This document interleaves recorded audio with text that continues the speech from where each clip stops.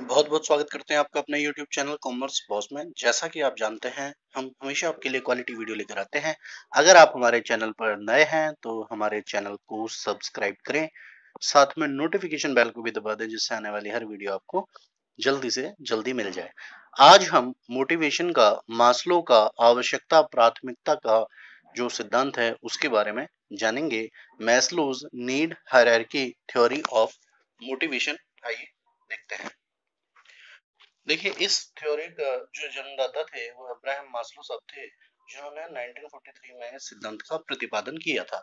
देखिए, कोई भी व्यक्ति कार्य करने के लिए क्यों तैयार हो जाता है, उसके पीछे ऐसा क्या फोर्स कार्य करता है, या ऐसा कौन सा बल है जो व्यक्ति कार्य करने को तैयार हो जाता है। देखिए, ऐसा माना जाता है कि मनुष्य स्वभाव से कोई भी कार्य अपनी इच्छा से नहीं करना चाहता, वह आराम पसंद होता है। लेकिन उसकी कुछ जरूरतें होती हैं और उन जरूरतों को पूरा करने के लिए वह कार्य करने के लिए प्रेरित हो जाता है। तो अब्राहम मैस्लो ने मोटिवेशन के सिद्धांत का प्रतिपादन किया, उसका आधार यही है। उन्होंने बताया कि कोई कार्य करने के लिए इसलिए तैयार हो जाता है क्योंकि उसकी बहुत सारी जरूरतें होती हैं और वह उन सब जरूरतों को पूरा करना चाहता है, तथा इन जरूरतों की तीव्रता की दृष्टि से क्रम दिया जा सकता है। जो जरूरत ज्यादा तीव्र होती है उसे वह पहले, और जो कम तीव्र होती है उन्हें बाद में पूरा किया जाता है। मास्लो ने आवश्यकताओं के 5 क्रम बताए हैं। देखिए, अब्राहम मैस्लो ये कहते हैं कि किसी भी व्यक्ति की बहुत सारी आवश्यकताएं होती हैं, बिल्कुल सही बात है, और वह उन आवश्यकताओं को पूरा करना चाहता है। लेकिन उन्होंने ये भी बताया कि उन आवश्यकताओं में भी, जो कि बहुत सारी आवश्यकताएं हैं, कुछ आवश्यकताएं ऐसी होती हैं जो ज्यादा तीव्र होती हैं, उनकी जरूरत ज्यादा होती है, जल्दी होती है, और कुछ आवश्यकताएं ऐसी होती हैं जिनके जिनको हम बाद में पूरा कर सकते हैं। तो ऐसे ही उन्होंने इन आवश्यकताओं को क्रम दिया, उनको सीरियल दिया, और उसके बाद में उन्होंने इन ये बताया कि इन आवश्यकताओं को पहले पूरा किया जा सकता है और कुछ आवश्यकताओं को बाद में। जैसे कि अगर घर में छोटा बच्चा है और दूध की जरूरत है, तो सबसे पहले दूध का प्रयोग हम उस बच्चे की भूख शांत करने के लिए करेंगे, और अगर उसके बाद भी दूध बचता है तो बड़े लोगों के लिए चाय इत्यादि बनाई जा सकती है। तो आइए देखते हैं उन्होंने क्या क्रम दिए। तो मैस्लो जी ने आवश्यकता प्राथमिकी के जो क्रम दिए उसमें सबसे पहले उन्होंने बताया शारीरिक आवश्यकताएं। कोई भी व्यक्ति कोई भी कार्य करने के लिए तैयार इसलिए हो जाता है कि सबसे पहले उसे अपनी फिजियोलॉजिकल नीड्स यानी कि शारीरिक आवश्यकताओं को पूरा करना होता है। इन आवश्यकताओं में उन सारी जरूरतों को शामिल किया जाता है जो जीवित रहने के लिए चाहिए। देखिए, मनुष्य को जीवित रहने के लिए रोटी, कपड़ा और मकान, हम अगर संक्षेप में कहें तो रोटी, कपड़ा और मकान चाहिए। उसे खाने के लिए भोजन, रहने के लिए मकान, पहनने के लिए वस्त्र, आराम करने के लिए नींद आदि चाहिए। तो सबसे पहले वो कार्य करने के लिए तैयार हो जाएगा क्योंकि उसकी शारीरिक आवश्यकताएं होती हैं। तो उसको उन्होंने प्रथम क्रम दिया है। उसके बाद जब पहला क्रम सेटिस्फाइड हो जाता है, आवश्यकताएं पूरी हो जाती हैं, तो दूसरी आवश्यकता उसकी सुरक्षा और बचाव संबंधी आवश्यकताएं होती हैं। देखिए, शारीरिक आवश्यकता संतुष्ट हो गई, अब उसका ध्यान जाता है सुरक्षा की ओर। अब सुरक्षा कैसे हो सकती है? सुरक्षा भौतिक हो सकती है, आर्थिक हो सकती है। जैसे भौतिक सुरक्षा में हम कहें कि भाई वो दुर्घटनाओं से या किसी अटैक से या बीमारी इत्यादि से वो अपना बचाव करना चाहता है।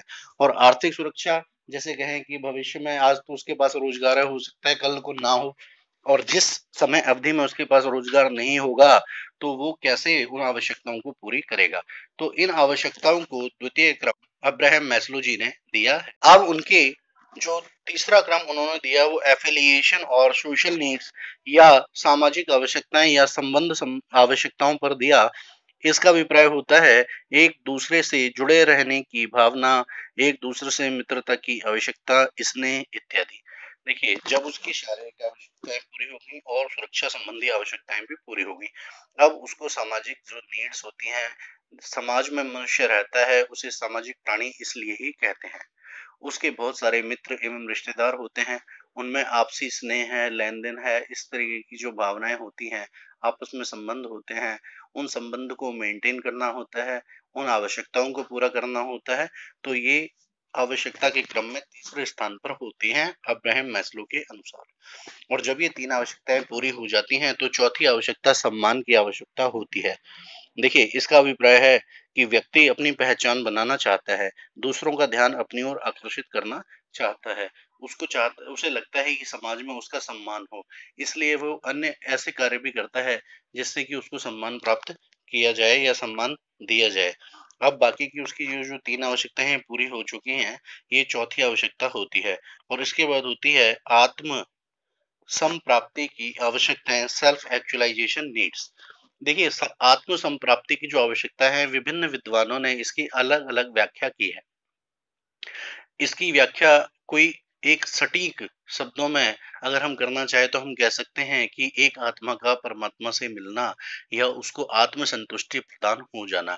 उसने अपने जीवन के सारे भौतिक कार्य किए हैं, अब वह अपने जो भी उसका फील्ड होता है, एक तो वो उसमें निपुण होना चाहता है। कुछ विद्वान कहते हैं कि कोई व्यक्ति ये जिस फील्ड में होता है वह उसकी चरम सीमा को प्राप्त कर लेता है, उसमें निपुण होना चाहता है। जैसे कि कोई कवि है तो वो बहुत अच्छा कविता लिखता है, कोई लेखक है तो बहुत अच्छे वो लेख लिखता है, कोई गीतकार है या तो बहुत अच्छे गीत बनाता है।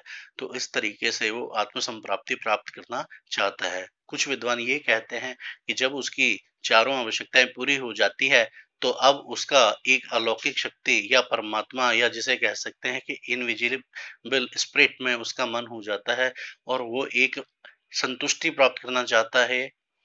तो ये सेल्फ एक्चुअलाइजेशन की स्थिति हो जाती है जो कि सबसे ऊपर होती है।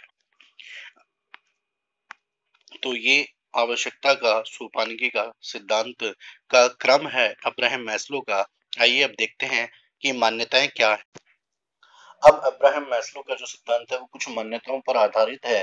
आइए उन मान्यताओं को हम जान लेते हैं, क्या बेसिक चीजें हैं जिनको मानकर ये सिद्धांत बनाया गया। तो सबसे पहला है व्यवहार आवश्यकताओं से प्रभावित होता है।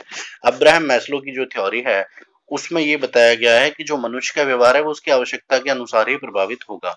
फॉर एग्जाम्पल, उसे प्यास ज्यादा लग रही है और भूख भी लग रही है, लेकिन सबसे पहले उसे पानी चाहिए तो वो पानी लेगा, उसके बाद फिर खाना लेगा। यानी कि अब्राहम मैस्लो के अनुसार जो मनुष्य का व्यवहार है वो आवश्यकताओं से प्रभावित होता है। यदि उसकी बहुत ज्यादा तीव्र जरूरत है, उसके पास कोई रोजगार नहीं है, तो वो कम दाम पर भी कार्य करने के लिए तैयार हो जाएगा। लेकिन उसको कम आवश्यकता है तो जब उसको उचित मजदूरी मिलेगी वो तभी तैयार होगा। इसको एक एग्जांपल से समझ सकते हैं।